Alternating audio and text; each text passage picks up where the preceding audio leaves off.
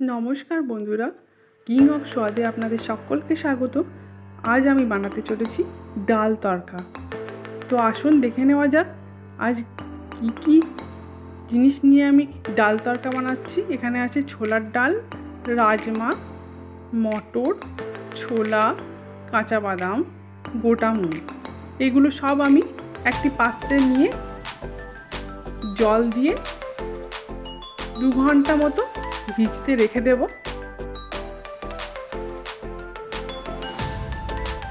পাত্রে নিয়ে নিলাম, এবার জল দিয়ে ঢাকা দিয়ে 2 ঘন্টা মতো রেখে দেব। 2 ঘন্টা ভেজানোর পরে ফিরে এলাম। দেখুন সব ডালগুলো আর বাদামগুলো ভালোভাবে ভিজে গেছে, একদম ছোলা মটর সুন্দরভাবে। এবার এগুলো সেদ্ধ করে নেব কুকারের মধ্যে। মিডিয়াম হাই ফ্লেম দিয়ে 3টে সিটি দিয়ে দেব।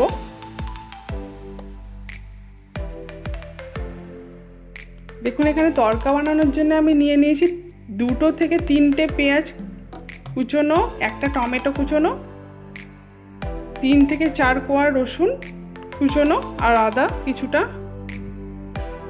এখানে গোটা গরম মশলা, শুকনো লঙ্কা, তেজপাতা আর গোটা জিরে ফোড়ন দিয়ে দিলাম পেঁয়াজ। ভালোভাবে ভেজে নেব। দিয়ে দিলাম ধনে জিরে গুঁড়ো, শুকনো লঙ্কা গুঁড়ো, লবণ আর হলুদ।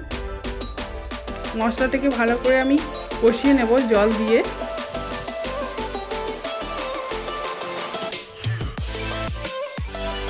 ভালো করে মশলা কষানো হয়ে গেছে, এবার দিয়ে দেবো টমেটো কুচিয়ে রাখা আর 1 থেকে 2টো কাঁচা লঙ্কা কুচোনো। এবার সেদ্ধ করে রাখা ডালগুলো মিক্স করে দেব ভালো করে মশলার সঙ্গে। অল্প পরিমাণে জল দিয়ে একটু ফুটে উঠলেই দিয়ে দেব ধনেপাতা কুচি।